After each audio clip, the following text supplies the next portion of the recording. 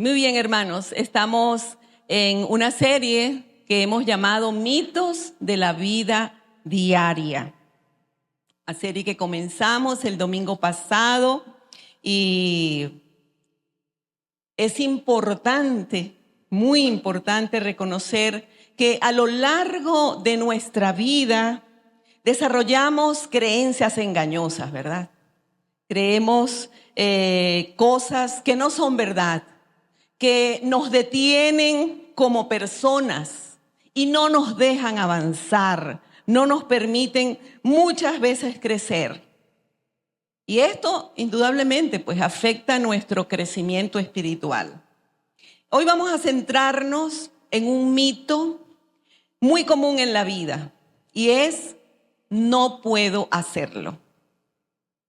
La frase no puedo hacerlo expresa una sensación de impotencia, una sensación o falta de capacidad ante una situación que necesitamos afrontar o ante una tarea que debemos realizar. Ahora, la Biblia, la palabra de Dios, nos enseña que Dios, nuestro Padre Celestial, nos otorga a sus hijos la fuerza, nos otorga los recursos para superar cualquier obstáculo que tengamos que enfrentar, aun aquellos que parecen imposibles de vencer.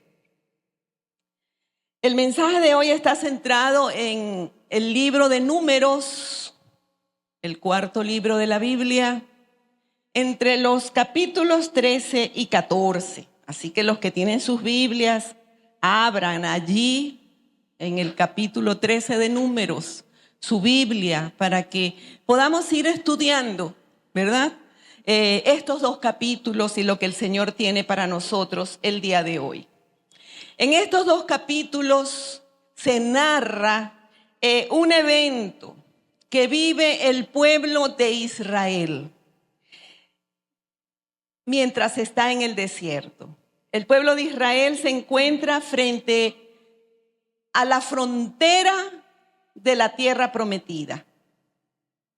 Y Moisés decide enviar 12 hombres, 12 espías, para que exploren la tierra, recorran el país y traigan información acerca de sus habitantes, de la tierra propiamente dicha, de sus ciudades, del terreno, en fin, de todo lo que ellos pudieran apreciar.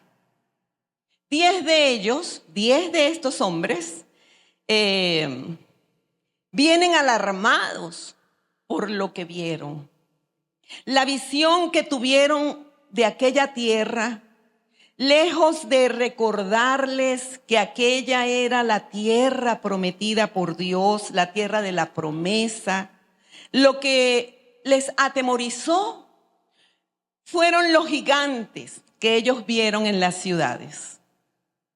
Por ningún lado ellos vieron la posibilidad de que Dios pudiera intervenir. La experiencia de estos hombres nos ayuda a comprender cómo funciona este mito, esta mentira, este engaño de no puedo hacerlo. Vamos a ver o vamos a hacer 3 consideraciones de este tema en esta mañana. Y ustedes tienen allí sus bosquejos y allí están las líneas en blanco para que ustedes puedan rellenar los conceptos. La primera consideración es pensar que no puedo hacerlo. Es aquí, en mi mente. Yo pienso, no puedo hacerlo. Es decir, siento que soy incapaz, que no estoy capacitado para hacer aquello. Al regresar de la expedición, los 12 espías, recordemos que eran 12, 10 llegaron con una mala impresión, dos no, dos de ellos regresaron con un informe favorable. Y ellos traen visiones diferentes, por supuesto. Se presentan ante Moisés y el pueblo. Y en el informe de estos hombres vamos a ver 3 actitudes humanas que tú y yo podemos presentar de incapacidad ante un desafío. La primera actitud de incapacidad es deformar la verdad. Deformamos la verdad. Y aquí la mente es algo que trabaja en nuestra contra y nos lleva a creer cosas que no son verdad, que no son reales, que no son ciertas. Al regresar, los 12 hombres estaban de acuerdo, los 12 estaban de acuerdo en que la tierra era maravillosa, en que era una tierra fértil, fructífera. De hecho, ellos habían traído un sarmiento, es decir, una mata de uvas, con un racimo tan grande que tuvieron que cargarlo en una vara entre 2 hombres. O sea, imagínense un racimo de uvas de ese tamaño. Así era de fructífera aquella tierra que Dios les había prometido. En el capítulo 13, en el versículo 27, ellos presentan un informe a Moisés y a todo el pueblo. Y ellos le dicen: nosotros llegamos a la tierra a la cual nos enviaste. Esta ciertamente fluye leche y miel. Y aquí tienes sus frutos. Y le enseñan el racimo de uvas, ¿verdad? La tierra era buena. En eso estaban de acuerdo. Y todos estaban de acuerdo en esa misma opinión. Sin embargo, en cuanto a la conquista de la tierra, la opinión se dividió. Y es bueno aquí aclarar que Dios les había prometido aquella tierra que fluye leche y miel, pero el pueblo tenía que conquistarla. No es que ellos iban a llegar y a apoderarse de las ciudades y que todo iba a ser lindo. Ellos tenían que conquistarla. Y 10 de ellos dijeron: la tierra es buena, pero no podemos tomarla. En los versículos 28 y 29, sigamos leyendo su informe. Y dice: pero la gente, dicen ellos a Moisés y al pueblo, que habita esa tierra, ¿cómo es?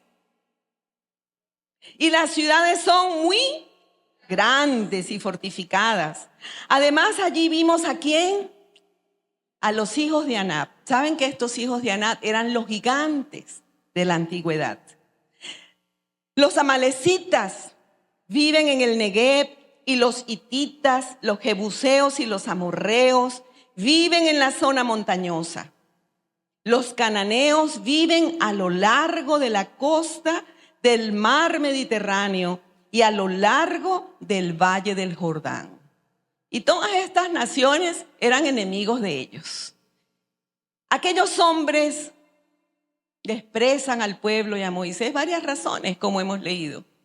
Ellos le dicen que el pueblo que habita la tierra es un pueblo fuerte, poderoso, que las ciudades son grandes y amuralladas, es decir, fortificadas. Y habitan en esa tierra gigantes. Eso fue algo que los impresionó. Luego en el versículo 31 y 32, fíjense lo que dicen, completando su informe. No podemos atacar a este pueblo, porque ellos son ¿qué? Más fuerte que nosotros. No podemos. Además, entre los hijos de Israel hablaron mal de la tierra que habían explorado. Es decir, regaron ¿qué? Chismes y murmuración, ¿verdad? Que lo vimos. Y hasta dijeron, la tierra que recorrimos para explorarla se traga a sus habitantes. Toda la gente que allí vimos, fíjense, toda la gente que allí vimos son gente de gran estatura. Estos hombres dan a Moisés un informe negativo. Y no solamente eso, sino que comienzan a regar un sentimiento de incapacidad entre el pueblo, diciendo, no podemos. Y crean allí una crisis sin precedentes en el pueblo de Dios. ¿Por qué? Porque ellos comenzaron a deformar la verdad. Hermanos, cuando deformamos la verdad y le agregamos cosas, ¿saben qué pasa? Creemos la mentira. Creemos la mentira que Satanás quiere que creamos, que no podemos. Los psicólogos confirman esta verdad. Ellos dicen que repite una mentira, repítela y vas a creer que es una verdad. Esto es un proceso que se da en la mente. Es un proceso mental, pero también en nosotros es un proceso espiritual. Porque mientras tú te digas a ti mismo mentiras, nunca podrás escapar de la cárcel de la incapacidad. Cuando te dices no puedo y esa mentira tú la crees, no podrás escapar de ese sentimiento de incapacidad. La segunda actitud de incapacidad es desechar el poder de Dios. Este pasaje nos enseña, ya vimos la primera actitud, que cuando deformamos la verdad, gestamos o damos origen a un sentimiento de incapacidad personal, de no podemos. Pero si a eso le añadimos o le agregamos que desecho el poder de Dios, ¿sabes qué pasa? Entramos en un tirabuzón hacia abajo, descendente de temor, de incredulidad, de ansiedad que llena nuestro ser interior. El temor creado en el pueblo con aquel informe no les permitía escuchar la voz de los otros dos testigos. Recordemos que eran 12. Los otros dos testigos que eran optimistas, que decían la verdad. De hecho, allí en el versículo 30, fíjense lo que Caleb les dijo. Subamos pues y tomemos posesión de esa tierra, porque nosotros podremos más que ellos. Subamos, tomemos posesión de la tierra que Dios nos ha dado, de esa tierra que fluye en leche y miel. Y nosotros, tú y yo, podremos más que ellos. En el capítulo 14, en los versículos 3 y 4, fíjense la reacción del pueblo. Y ellos dicen a Moisés, ¿para qué nos has traído? ¿O para qué nos ha traído el Señor a esta tierra? ¿Para morir a filo de espada? ¿Y para que nuestras mujeres y nuestros niños sean tomados prisioneros? ¿Acaso no sería mejor que regresáramos a Egipto? Y unos y otros se decían: designemos un capitán y volvámonos a Egipto. Y vemos aquí cómo la gente toma o comienza a tomar una decisión trascendente. Porque el reporte de aquellos 10 hombres era estremecedor.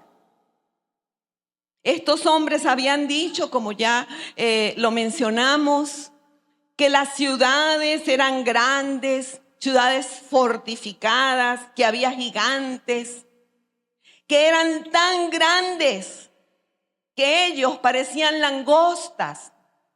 Imaginen eso. Los gigantes eran tan grandes que ellos se veían así, chiquiticos, como insectos.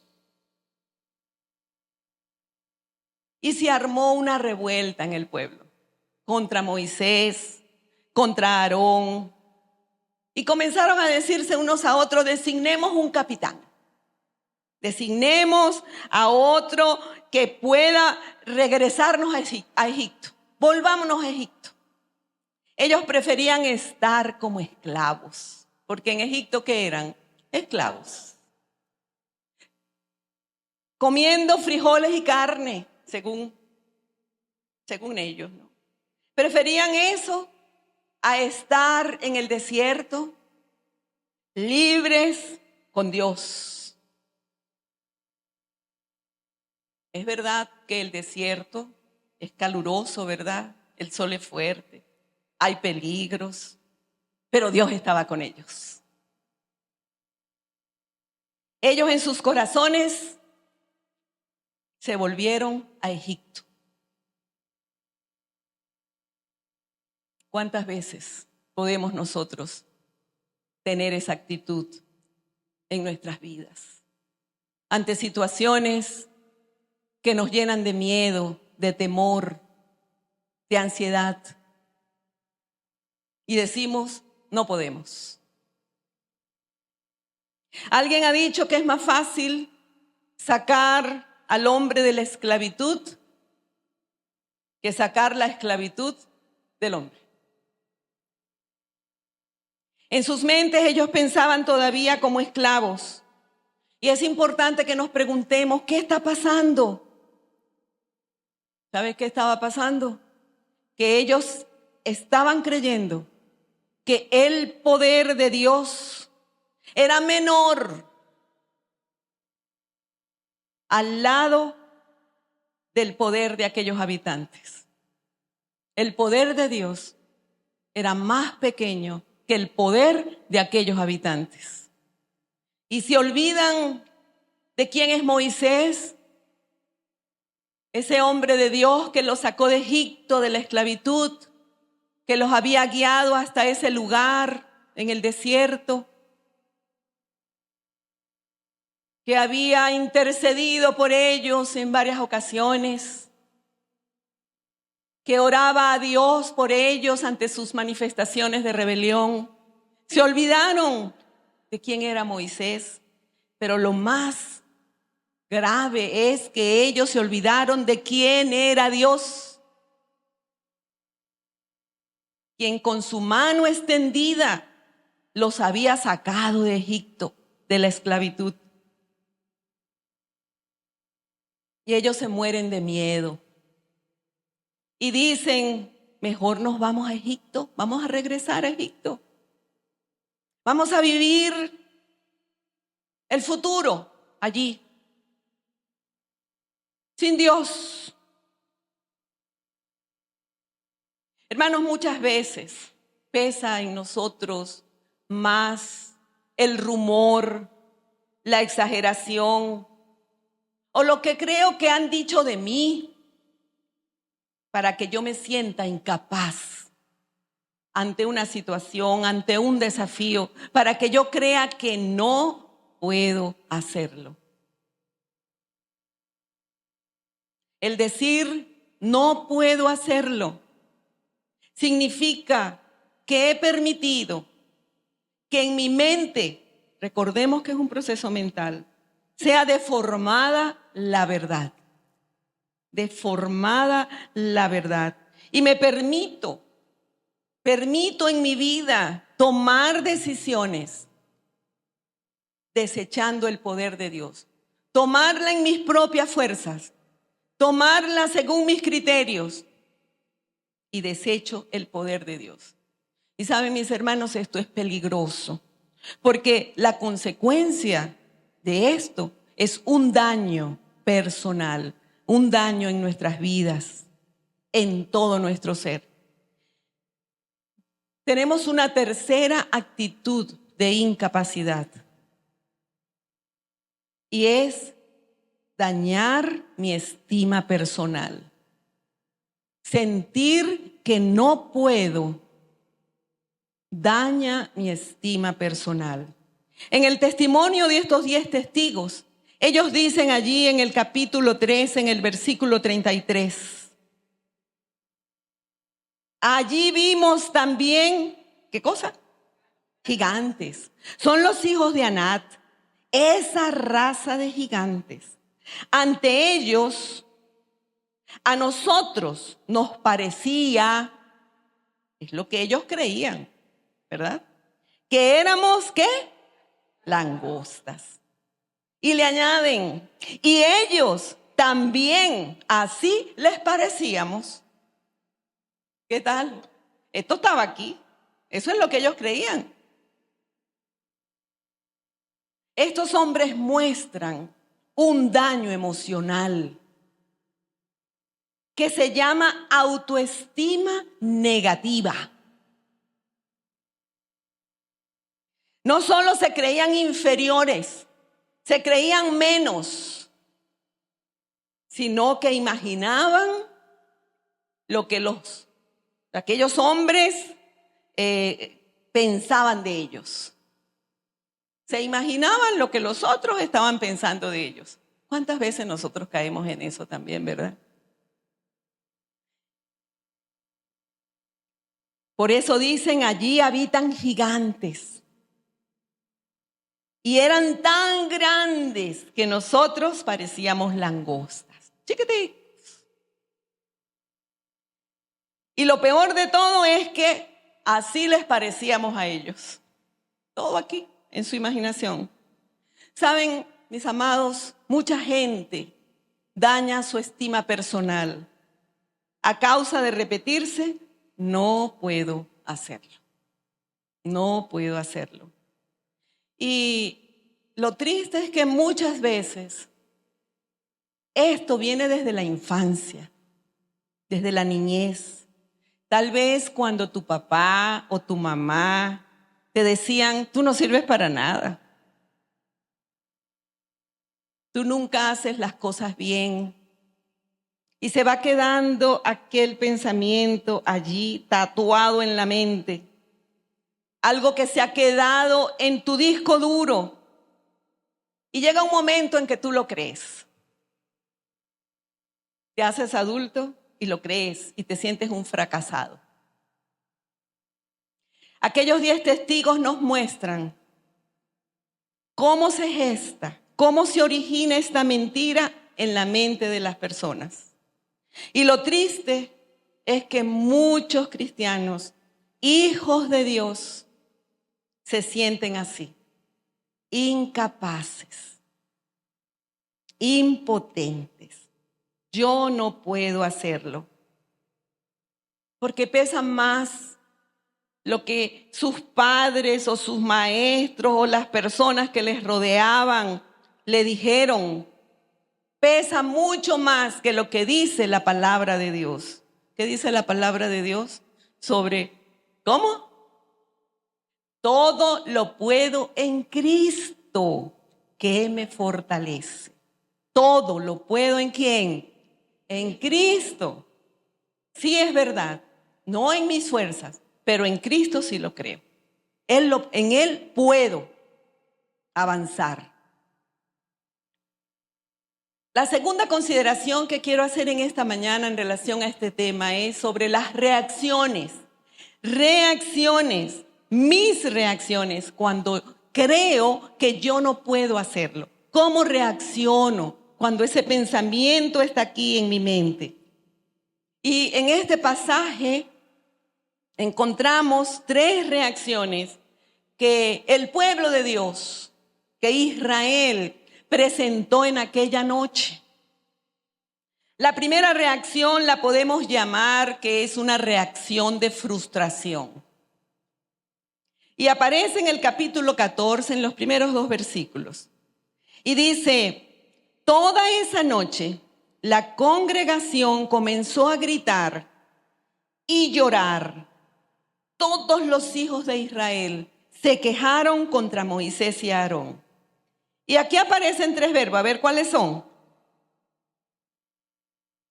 Y toda la congregación comenzó el verbo gritó. ¿Qué más hizo? Lloró. Y por último, ¿qué hicieron? Se quejaron. Se quejaron. Y es importante que podamos recordar, hermanos, que en aquel lugar había más de 1 millón de personas adultas, sin meter las mujeres y los niños, de hombres, digamos.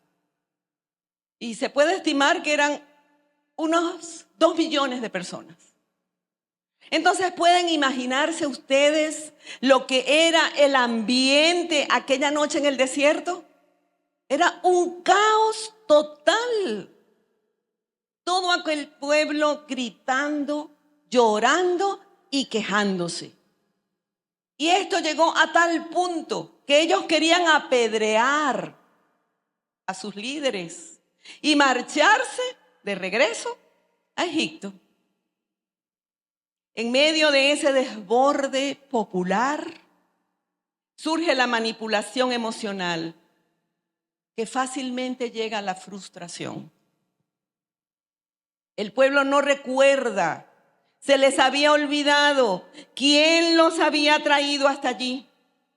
Ellos habían olvidado al Dios que manifestó su gloria en Egipto para sacarlos con mano fuerte y brazo extendido. Ya se les había olvidado quién era Dios. Ellos olvidan que habían visto caer el maná del cielo para alimentarlos todos los días.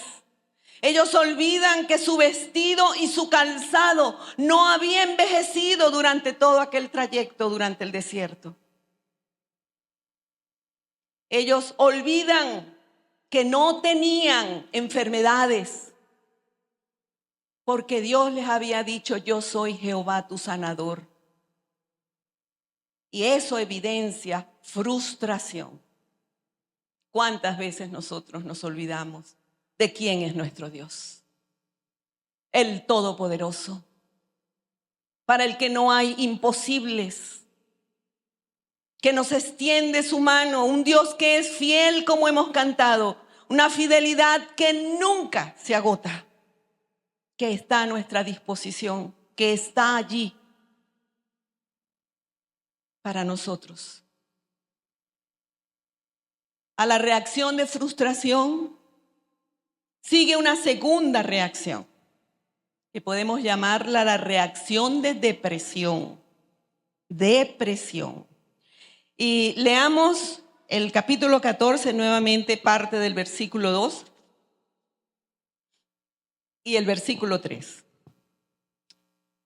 Y ellos dicen, el pueblo: ¿cómo quisiéramos haber muerto en Egipto o morir en este desierto? Fíjense ustedes lo que eso significa. ¿Para qué nos ha traído el Señor a esta tierra? ¿Para morir a filo de espada? ¿Para que nuestras mujeres y nuestros niños sean tomados prisioneros? ¿Acaso no sería mejor que regresáramos a Egipto? Aquella noche el pueblo estaba pensando morir.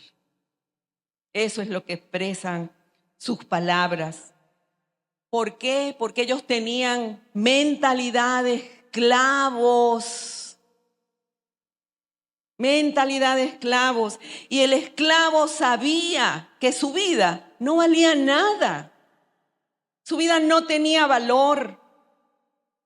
Ellos en Egipto habían visto morir a sus hijos en las manos del faraón. ¿Lo recuerdan? Cuando el faraón dictaminó que todos los niños al nacer varones tenían que morir. Y ellos lo habían vivido. Habían experimentado esa realidad cruel. Los israelitas, además de ser esclavos, se habían impregnado de una cultura de muerte en Egipto.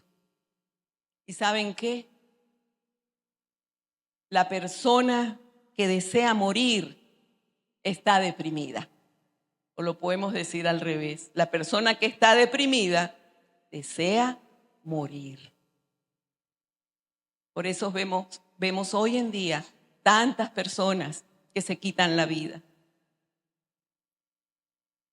Por eso, a la frustración le sigue la depresión. Un peligro que está allí, latente, cuando nos olvidamos que nuestro Dios es el Todopoderoso. Es el Dios fiel que tiene el control de nuestras vidas, que nos cuida cada día, aunque de repente no es como nosotros quisiéramos, porque Él tiene un propósito, Él tiene un plan con tu vida y con la mía. No es como yo quiero, sino como Él quiere, porque Él conoce cuáles son nuestras necesidades, no solo físicas, sino emocionales y espirituales. Lo que sigue después es una consecuencia y es la tercera reacción. Y la podemos llamar una reacción de rebelión. Reacción de rebelión. Y en el capítulo 14, en el versículo 3 y 4, podemos leer. El pueblo sigue expresando: ¿acaso no sería mejor que regresáramos a Egipto? Y unos a otros se decían: designemos un capitán. Moisés ya no lo desechamos. Designemos un capitán y volvámonos a Egipto. Y en medio de un caos emocional total, aparece esa pregunta: ¿no sería mejor volvernos a Egipto?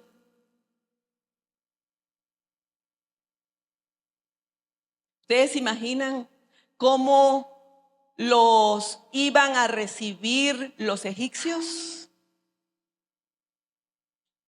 Si ellos habían huido como esclavos, ¿cómo iba a ser esa recepción allá? ¿Con los brazos abiertos? Imposible, ¿verdad? Hermanos, estamos hablando aquí de una triple reacción: de frustración, de depresión y de rebelión, que surge en nuestras mentes cuando acariciamos el pensamiento: no puedo hacerlo. Te frustras, te deprimes y entras en rebelión contra Dios. Sin embargo, en aquella terrible noche, no todo es negativo. La tercera consideración que quiero hacer el día de hoy es positiva. Y es creer que sí puedo hacerlo. Creer que sí puedo hacerlo. Y esta fue la actitud de los otros dos testigos. Esta fue la actitud de Josué y de Caleb. Ellos eran los otros dos espías restantes. Y estos dos hombres dijeron: sí podemos, sí podemos. Y dieron sus razones de por qué sí se podía realizar la conquista. Y esta afirmación de Josué y Caleb, sí podemos, se basa en dos cosas. La primera cosa es que puedo decir la verdad. Puedo decir la verdad. Y allí en el capítulo 14, los versículos 6 al 8, dice lo siguiente. Mientras Josué, hijo de Nun, y Caleb, hijo de Jefuni, que eran dos de los que habían ido a explorar la tierra, se rasgaban las vestiduras y hablaban con toda la congregación de los hijos de Israel. Les decían: la tierra que recorrimos para explorarla es una tierra sumamente buena.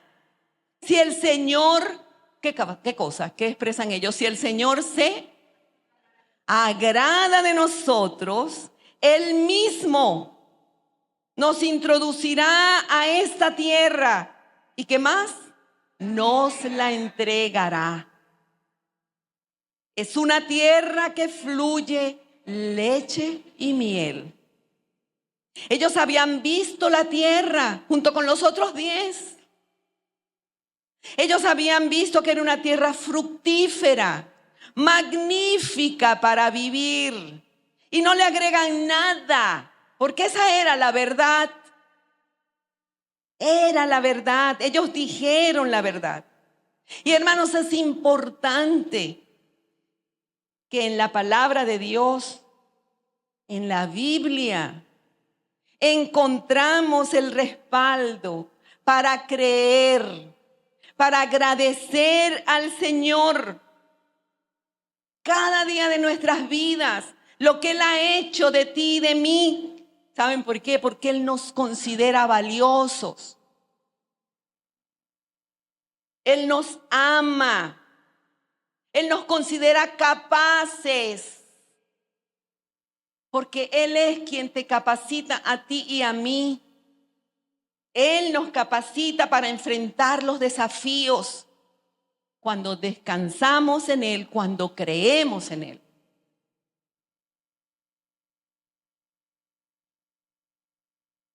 Fíjense lo que dice Isaías 43:3. Dios le dice allí a su pueblo, Israel, y también a nosotros, a ti y a mí: porque a mis ojos fuiste de gran estima, fuiste honorable y yo te amé. Daré pues hombres por ti y naciones por tu vida. Hermano, Dios te dice: eres valioso, yo te amo, tú eres capaz. Conmigo, yo te sostendré y yo te fortaleceré. Esa es su promesa. Hay que reconocer que hay miles y miles de cristianos que viven vidas en derrota porque han comprado una mentira. Han creído una mentira de incapacidad. Y no solamente, sino que la han llegado a creer. Creen que no son capaces para enfrentar las situaciones que se le presenten. Para que tú puedas volverte capaz, mi hermano querido, es necesario, en primer lugar, que comiences a decirte la verdad. Comiences a decirte la verdad. ¿Y dónde está la verdad? Aquí. Mi palabra es verdad, dijo el Señor. No hay otra, hermano. La palabra está llena de promesas. ¿Saben qué son las promesas? La tierra prometida que fluye leche y miel. Esa tierra que el Señor nos ha dado para vivirla, para disfrutarla, pero está aquí y tenemos que conocerla. Por eso nuestro énfasis siempre es que estudien la palabra de Dios, que la lean, que la reflexionen, que la mediten, que la guarden en sus corazones, que la vivan cada día de sus vidas. tenemos que comenzar a decirnos la verdad para que los pensamientos engañosos salgan de nuestras mentes y broten la capacidad que Dios nos da. Porque esa capacidad te la da Dios a ti y me la da Dios a mí. No hay ninguno de sus hijos a quien Dios no capacite para enfrentar los desafíos de la vida. Y en segundo lugar, la segunda cosa, para creer que sí puedo hacerlo, entra en el terreno de la acción de Dios. Entra en el terreno de la acción de Dios sobre nosotros. ¿Y sabes cuál es? Puedo esperar en su gracia. Entonces la segunda cosa es esperar en su gracia. Esperar en la gracia de Dios. En este testimonio de Josué y de Caleb, nosotros podemos apreciar cómo la gracia aparece, la cual tenemos que decir es un regalo inmerecido. La gracia de Dios, hermano, no es algo que ni tú ni yo podemos comprar. Es algo que Dios nos da en su amor. Y sabes, no hay nada que tú o yo podamos hacer para que Dios nos ame más. Ya Él lo dio todo por nosotros a su Hijo unigénito para que todo aquel que en Él crea tenga vida eterna. ¿Tú tienes vida eterna? Gloria a Dios. Ya Él lo ha dado todo por nosotros. Y no hay nada que tú dejes de hacer para que Dios te ame menos. Esa es la gracia de Dios. Él nos ama. Y aunque nosotros seamos infieles, Él permanece fiel. Y esto es algo, hermano, que tenemos que grabar en nuestro disco duro. Allí en el capítulo 14, en los versículos 8 y 9, dicen estos dos hombres, si el Señor, ¿qué cosa? Se agradare, Él nos llevará a esta tierra y nos las entregará. Tierra que fluye leche y miel. Por tanto, no seáis rebeldes contra el Señor, ni temáis al pueblo de esta tierra, porque nosotros, ¿qué cosa? ¡Wow! Nosotros los comeremos como pan. Ellos no tenían esa imagen de langostas en su mente, porque ellos creían en un Dios todopoderoso. Nosotros los comeremos como pan. Su amparo se ha apartado de ellos. Y con nosotros está ¿quién? El Señor. ¿Tú lo crees, hermano? Amén. Amén. Y ellos les dicen, no los temáis. La clave aquí, la frase clave es, si el Señor se agradare de nosotros. ¿Y sabes qué? Esto significa gracia. Esto significa gracia. Josué y Caleb están diciendo que si Dios derrama su gracia sobre nosotros, entonces Él nos llevará a la tierra prometida. Hay que reconocer, tenemos que reconocer que hoy en día hay muchos cristianos que fracasan en apropiarse esa gracia de Dios.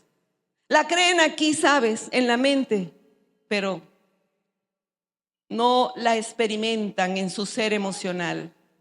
Sí, Dios es bueno, Dios es fiel aquí, pero no viven la gracia de Dios, no experimentan en su vida diaria la gracia de Dios. ¿Sabes por qué? Por su incredulidad. Cuando uno piensa en la frase, nosotros los comeremos como pan, hay un contraste entre el testimonio pesimista de los 10 primeros y el testimonio de Caleb y de Josué. Los otros creían que los gigantes que iban a hacer, ellos se creían langostas, inferiores a aquellos gigantes. Y uno dice, ¿qué significa esta frase? ¿Nosotros los comeremos como pan? ¿Era optimismo? No, mi hermano. Era algo que ellos creían, una certeza. Nosotros puede que nos los comamos. No. Los comeremos como pan. ¿Saben por qué? Porque la premisa es, si el Señor se agradare de nosotros, si el Señor nos da su gracia, estos gigantes son pan comido. Fíjense cómo sigue el versículo 9. Su amparo se ha apartado de ellos y con nosotros está el Señor. No los temáis. ¿Qué más? Lo tenemos todo, hermanos. Israel lo tenía, lo tienes tú y lo tengo yo. Es impresionante lo que significa esta palabra amparo. En el idioma original, la palabra amparo es la palabra sombra. Cuando Josué y Caleb dicen, su amparo se ha apartado de ellos. ¿De quién? De sus enemigos, de aquellos hombres, los habitantes de aquella tierra. Están hablando de una transferencia de protección. Esa sombra protectora ha pasado de ellos, de aquellos hombres, de aquellos pueblos, a Israel. La protección está con Israel. Aquellos están desprotegidos, han quedado desprotegidos. Ahora el Señor, dice Caleb y Josué, está con nosotros, los hijos de Dios, y los vamos a comer como pan. ¿Por qué? Porque el Señor está con nosotros. Es importante que entendamos que la capacitación se origina cuando entramos en la esfera de la gracia de Dios. La capacitación para decir, yo puedo hacerlo, se origina cuando tú y yo entramos en la esfera de la gracia de Dios. El pueblo aquella noche habló de apedrearlos. ¿A quién? A Moisés y a Aarón. Ellos querían dar media vuelta, como ya lo dije, y volver a Egipto a comer rico, a comer carne. Y por tanto, una visión contraria como la de Caleb y la de Josué no les interesaba. No la podían aceptar. Y por eso ellos hablan de apedrear a sus líderes. Lo que estaba diciendo o lo que dijeron Josué y Caleb tenía un alcance espiritual tremendo. Ellos le estaban diciendo, subamos, tomemos la tierra prometida porque el Señor está con nosotros. Y ellos no le creían. Hermano querido, no importa los gigantes que tú tengas que enfrentar. No importa lo que digan los empresarios. No importa lo que digan los políticos. No importa lo que te digan los médicos. No importa la situación económica del país. Tú créele a Dios y Dios hará. Amén. Créele a Dios y Dios hará. A veces vemos situaciones que nos atribulan. ¿Y cómo vamos a salir de aquí? No podemos. Hermano, tenemos que creerle a Dios. Y Él hará. Porque Dios está con nosotros. ¿Lo creemos? Gloria al Señor.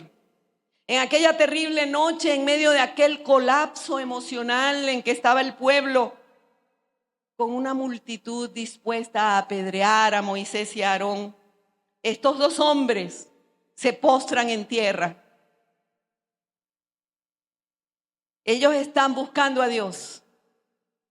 Y el versículo dice, el 5 dice, entonces Moisés y Aarón se postraron sobre sus rostros delante de toda la multitud de la congregación de los hijos de Israel. Mientras Aarón y Moisés estaban postrados en el suelo, ¿sabes qué pasó? Dios le habla a Moisés. Y en los versículos 11 y 12, leamos lo que Dios les dice. Y el Señor le dijo a Moisés, ¿hasta cuándo este pueblo me va a seguir rechazando? ¿Hasta cuándo no van a creerme? A pesar de todas las señales que he hecho en medio de ellos. Wow. ¿Tú te imaginas cuando el Señor, oír al Señor decirte, o yo oír al Señor decirme, ¿hasta cuándo no me vas a creer? A pesar de todas las señales que he hecho en tu vida, a pesar de todas las manifestaciones de poder que he manifestado en ti, voy a castigarlos con una plaga. Wow. Pero a ti te pondré sobre un pueblo más grande y más fuerte que ellos, le dice Dios a Moisés. Moisés le dice a Dios, Señor, espérate. Moisés siempre con aquel corazón de oro, ¿verdad? Dulce, tierno, ante aquel pueblo tan rebelde. Le dice a Dios, Señor, espérate. Tus enemigos van a decir, ellos tienen un Dios que dice, no puedo hacerlo. Tienen un Dios incapaz de cumplir con su promesa. Hermanos, ¿será que allí, en ese evento de aquel pueblo y en lo que él le expresa a Moisés, Dios sabía o no sabía lo que él iba a hacer? Claro que sí. Dios sabía lo que él iba a hacer. Dios no iba a acabar con el pueblo de un plumazo, ¿verdad? No, Señor, que se queden allí. No, Dios no iba a acabar con el pueblo. ¿Saben qué hizo Dios? Eso sí, porque Dios es fiel, pero Dios es justo. Y así como Él es un Dios de amor, es un fuego consumidor. Lo que hizo Dios fue exterminar esa generación. ¿Por qué? Por su incredulidad. Hay que tener cuidado, hermanos. Cuando tú decides no creerle a Dios, tienes que tener cuidado. Versículo 29 y 31, Dios le dice a Moisés, en este desierto caerán vuestros cuerpos, todo el número de los que fueron contados de entre vosotros, de 20 años arriba, los cuales han murmurado contra mí. Pero a vuestros niños, de los cuales dijisteis que serían por presa, yo los introduciré, y ellos conocerán la tierra que vosotros despreciasteis. Sí, aquella generación rebelde, incrédula, quedó en aquel desierto. Por 40 años ellos estuvieron vagando y fueron muriendo uno a uno. Solo sus hijos, los de 20 años hacia abajo, fueron los que entraron, liderados por Josué y por Caleb, a la tierra prometida.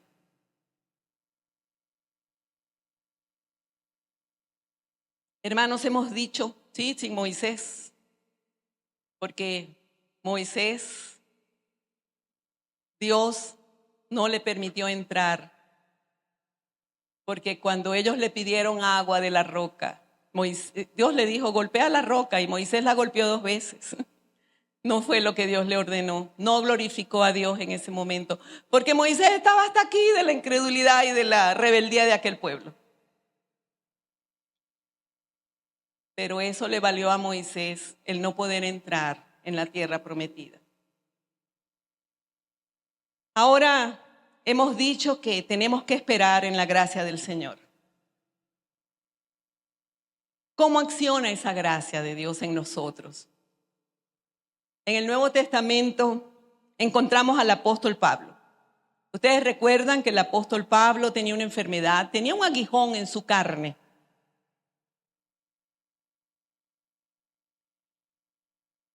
Y en 2 Corintios 12, versículos 8 al 9, Pablo escribe: respecto a lo cual 3 veces he rogado al Señor que lo quite de mí.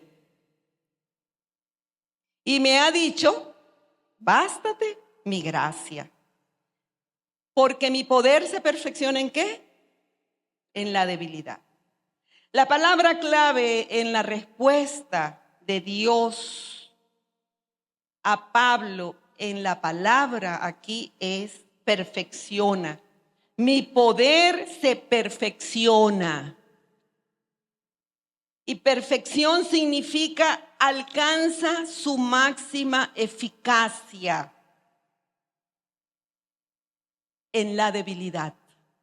Por eso Pablo concluye allí en ese pasaje: por tanto, de buena gana más bien me gloriaré en mis debilidades, para que sobre mí repose el poder de Cristo. Entonces, ¿qué tengo que hacer? ¿Qué tenemos que hacer tú y yo para poder esperar en esa gracia de Dios? Tenemos, hermanos, que reconocer que soy débil. Yo soy débil, sabiendo que cuando quiero dar un paso adelante y me siento incapaz, me invade ese pensamiento, ese mito, ese engaño: no lo puedes hacer. Tengo que decir: Señor, soy débil. Reconocer mi debilidad en primer lugar. Reconocer: Señor, soy débil. Hermano, si tú reconoces tu debilidad, ¿sabes qué? Pablo lo dice: el poder de Cristo va a reposar sobre tu vida. Va a reposar en ti. Por tanto, yo me gloriaré en mis debilidades, dice Pablo. ¿Para qué? Para que repose sobre mí el poder de Cristo. Por eso Pablo grita cuando termina este pasaje: porque cuando soy débil, entonces soy fuerte. Cuando soy débil, entonces soy fuerte. ¿Y por qué él lo expresa, hermanos? Porque es en Cristo, es en nuestro todopoderoso Dios que somos fuertes, no en nosotros mismos. Hoy la nueva era te enseña que tú puedes, y te lo enseñan en esos libros de autoayuda. Tú puedes, porque el poder lo tienes dentro de ti. El poder lo tiene Cristo. Él es el todopoderoso.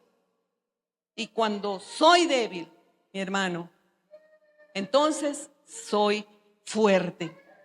Los creyentes, los hijos de Dios, podemos decir: sí puedo. Sí puedo. ¿Por qué? Lo dijimos antes. ¿Por qué puedo?